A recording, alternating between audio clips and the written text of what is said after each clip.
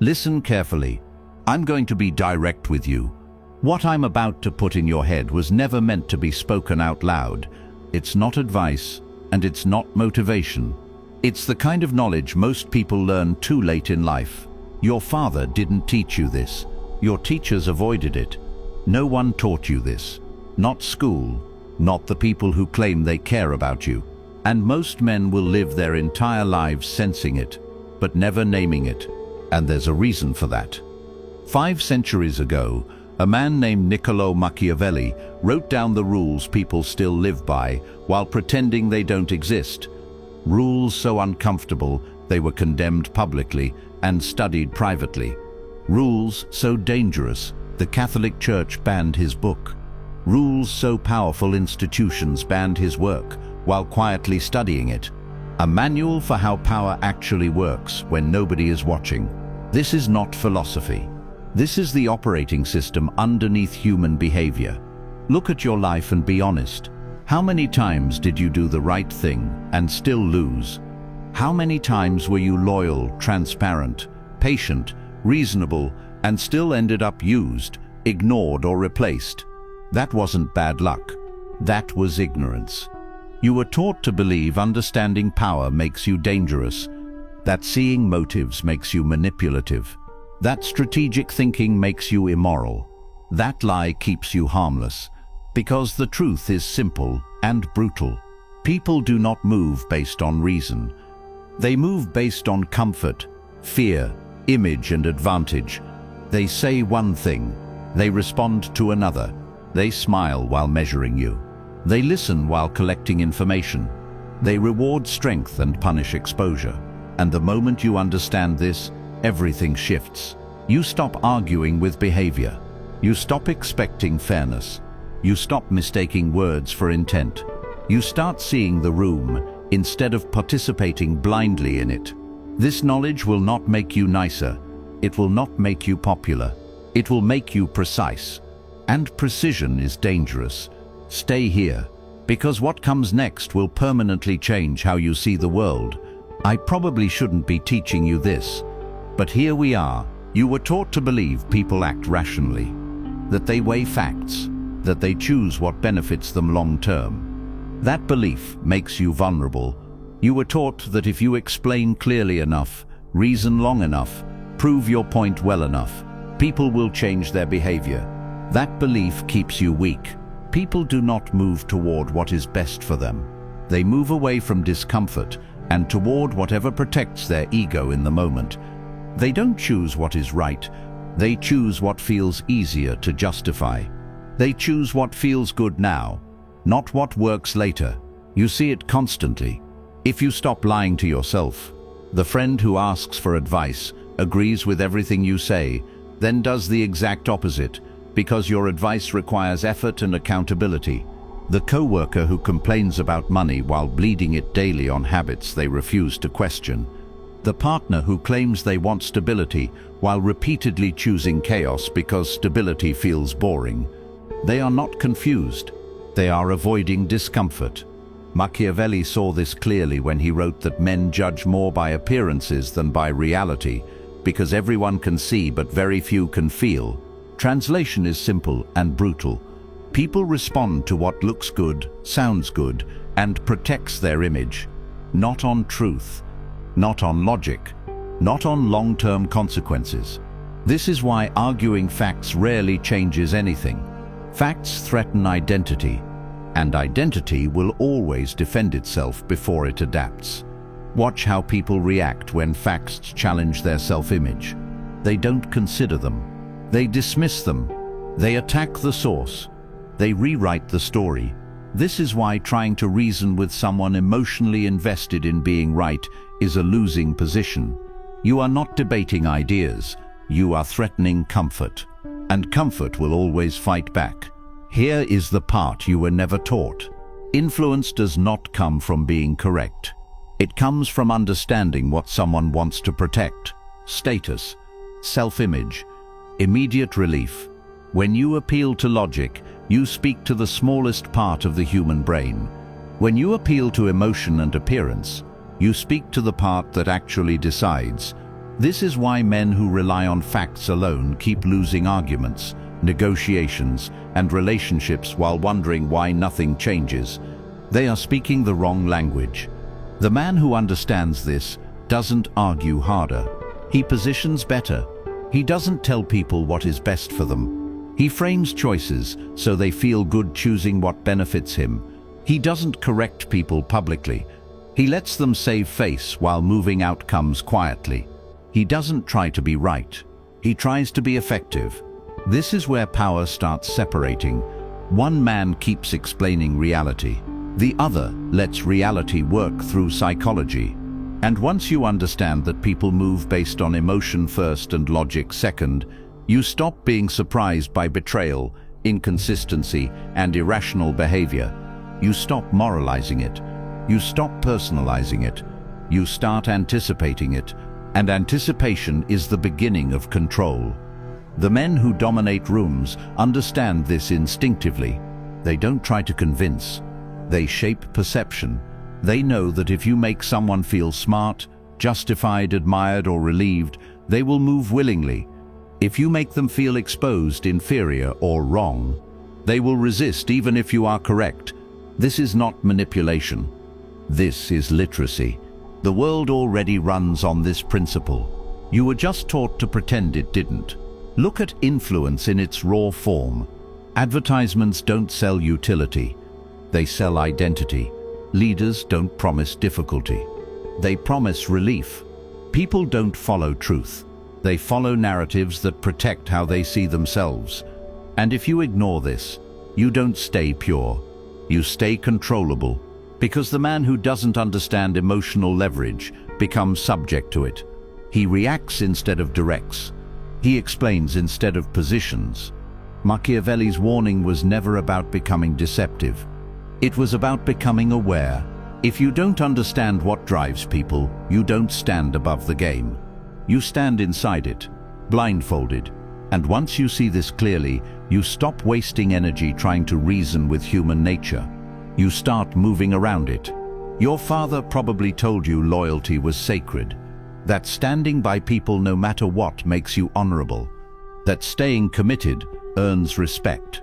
That lesson is incomplete, and incompleteness is how traps are built. Machiavelli saw this clearly and said what most people are too afraid to admit. Loyalty without reciprocity is not strength. It is permission to be exploited. Look at how this plays out when no one is speaking honestly. The friend who only shows up when he needs something.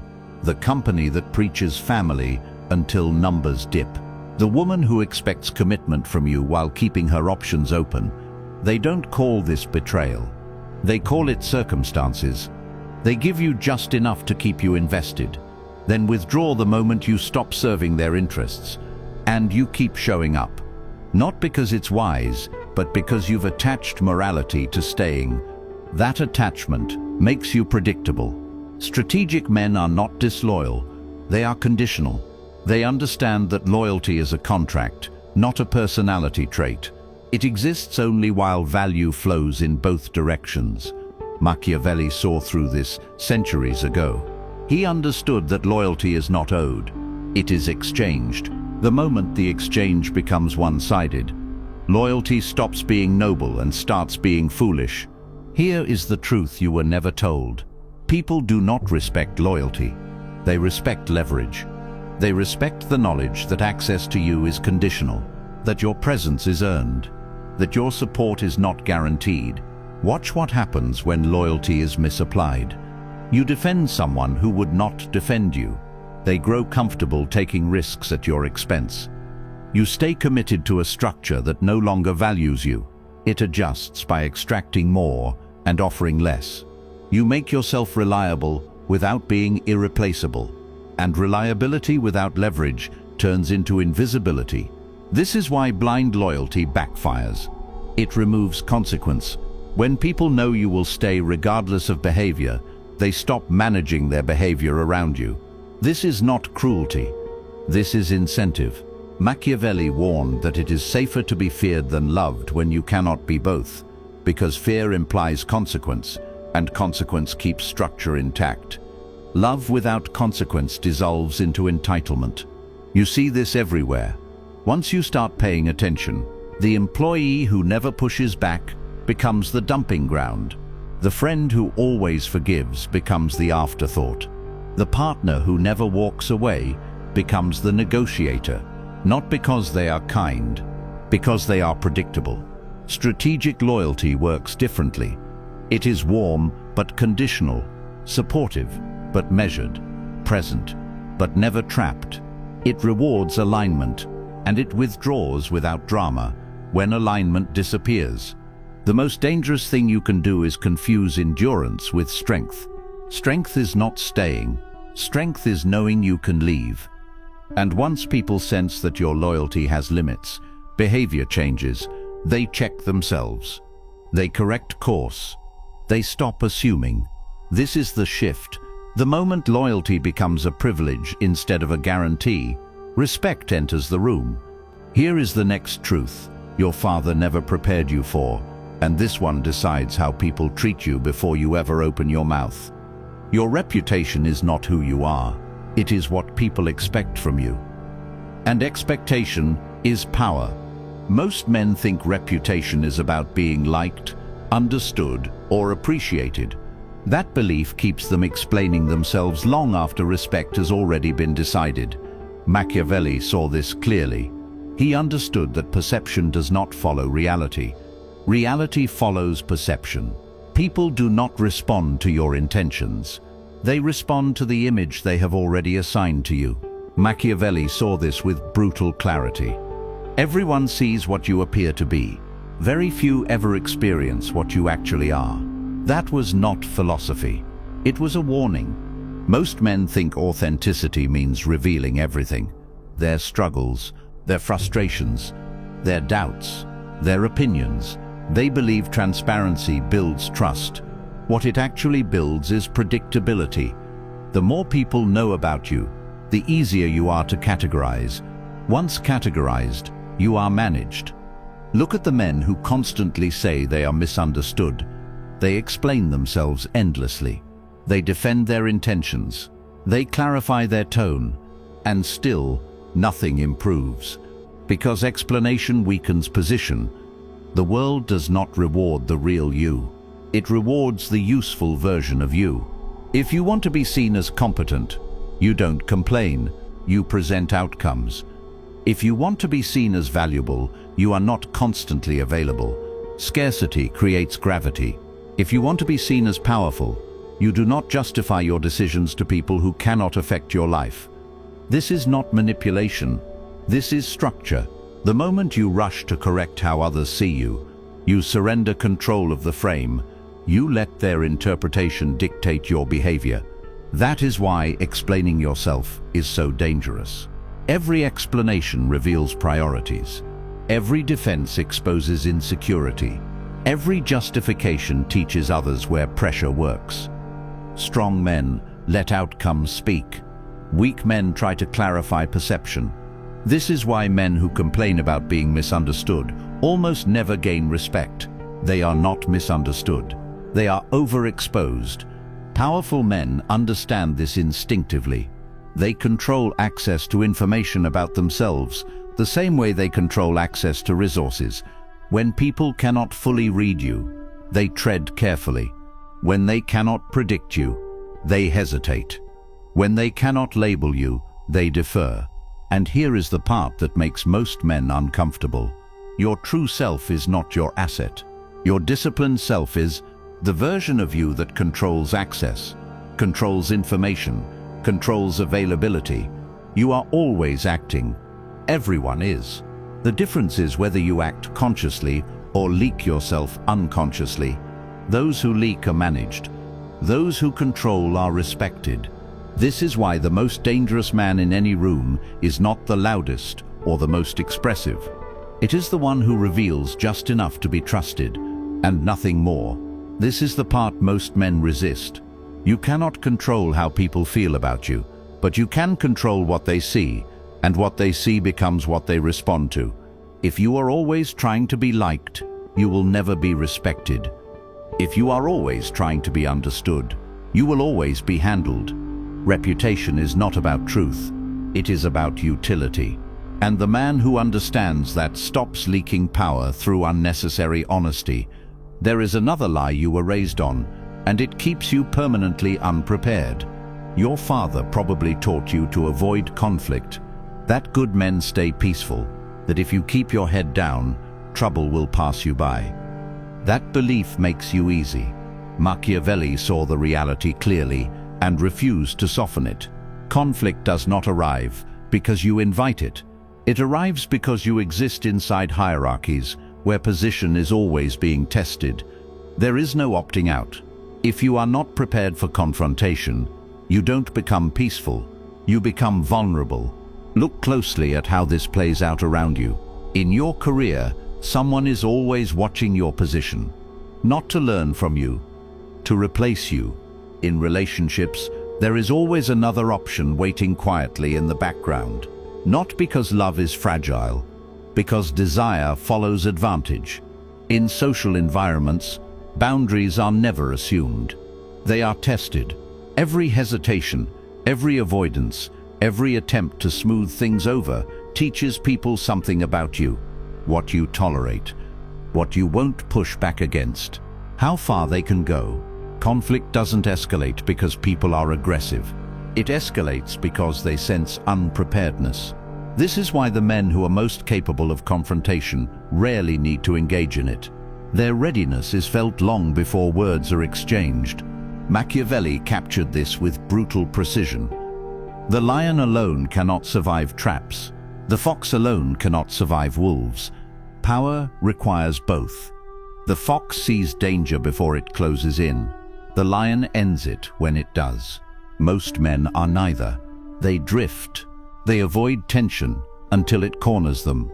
They ignore preparation until pressure forces reaction. And by then, they are already negotiating from weakness. Watch the pattern. The man who never trains gets injured first. The man who never saves panics first. The man who never sharpens his skills scrambles first.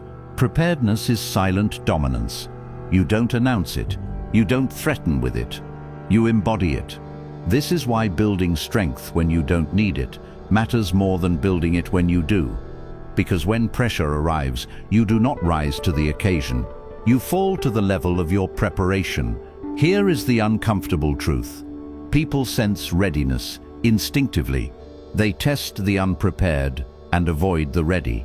This is why calm men are respected and anxious men are provoked.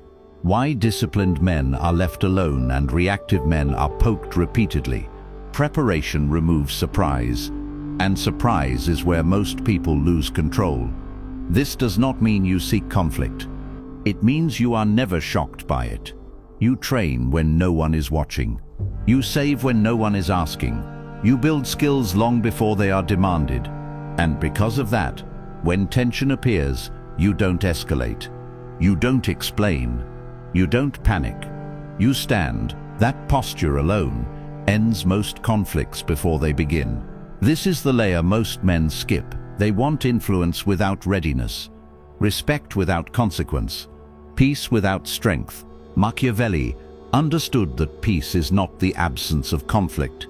It is the presence of preparedness. And once you internalize that, you stop hoping people will treat you well. You make it unnecessary for them to test you. Peace is not the absence of conflict. It is the presence of strength. And strength does not announce itself. It is felt. The man who is prepared rarely has to fight, because people sense that escalation will not go their way. That is why readiness is quiet. Here is the lie that ruins men quietly and permanently. You were told to be nice, to be agreeable, to avoid disappointing people, to smooth edges and lower your voice. That advice was never about morality. It was about compliance. Machiavelli understood the difference most people never articulate. Being nice is not being good. Being nice is avoiding discomfort. And discomfort is where power is decided. Watch how niceness actually functions. The nice man avoids difficult conversations. He lets resentment build instead of drawing lines. He says yes when he means no. then wonders why he feels drained and invisible. The nice man explains himself constantly. He softens his positions. He seeks approval before acting. And because he avoids friction, people apply it to him instead. This is why nice men are often ignored, overlooked, or quietly disrespected. Not because they lack character, because they lack weight. Goodness is different. Good men impose structure. They say no early. They disappoint quickly. They allow short-term discomfort to prevent long-term decay. Niceness tries to be liked. Goodness demands respect. You see this everywhere.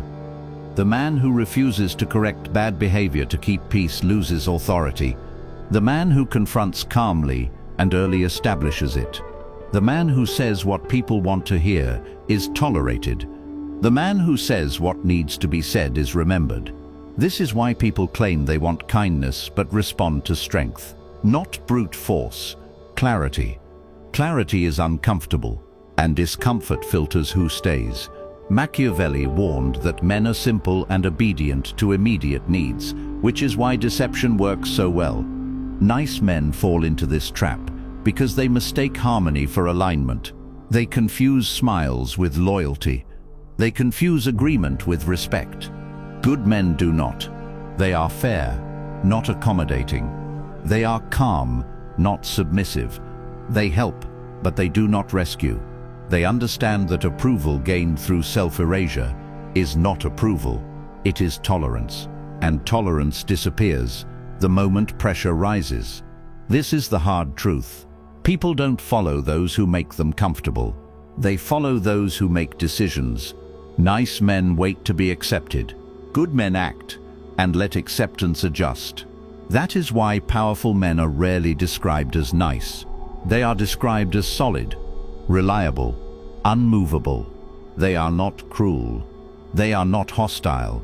They are unapologetic about standards, and standards create gravity. Once you stop confusing goodness with niceness, your posture changes. You stop cushioning truth. You stop performing warmth. You stop apologizing for clarity. And when you do, something happens. People either rise to your standard or remove themselves. Both outcomes are wins. Because the man who refuses to disappoint anyone ends up disappointing himself.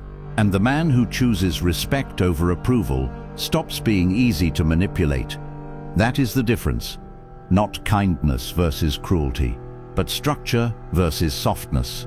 And structure always wins. So here we are. By now the pattern should be unmistakable. People are not guided by truth. They are guided by comfort, fear, image, and advantage. They respond to incentives, not intentions. They exploit predictability, not weakness. This is what your father never said out loud, not because he lied, because he never learned it himself. You were raised to believe the world rewards honesty, loyalty, transparency, avoidance of conflict, and niceness. In isolation, those sound virtuous. In reality, unprotected virtues become liabilities. Niccolo Machiavelli wasn't teaching men how to dominate others. He was warning them how domination actually happens. Not through force first, through access, through expectation, through emotional leverage, through your desire to be liked, understood, or seen as good. The men who lose are not evil. They are readable. They reveal intentions before execution. They give loyalty without conditions. They overshare emotions. They defend their image.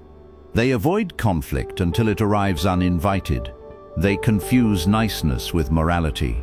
And because of that, they are easy to steer. The men who rise are not cruel. They are restrained. They understand that silence is not emptiness. It is control. They know when to withhold, when to withdraw, when to disappoint, when to let others sit with discomfort. They prepare quietly. They move without announcement. They allow uncertainty to work on their behalf. They are fox and lion, without advertising either. This is the part most people don't want to hear. Once you see this clearly, you don't get to pretend anymore. You stop being surprised by betrayal. You stop being shocked by manipulation. You stop being confused when honesty backfires and loyalty goes unrewarded. You start seeing the game as it is played, not as it is described. That awareness alone changes how you stand, speak, decide, and react. Not because you became ruthless, because you became awake. This knowledge does not make you dangerous by default. It gives you the option to be, and that option is what separates men who are managed from men who cannot be ignored. You were never supposed to be taught this, but now you have been. What you do next determines whether it sharpens you or exposes you. Choose carefully. This is where it ends and where it actually begins. You were never missing confidence. You were missing clarity. You now see why certain men are respected without asking, why some are never ignored, why some walk through life untouched while others keep explaining themselves into irrelevance. Nothing here was about becoming cruel.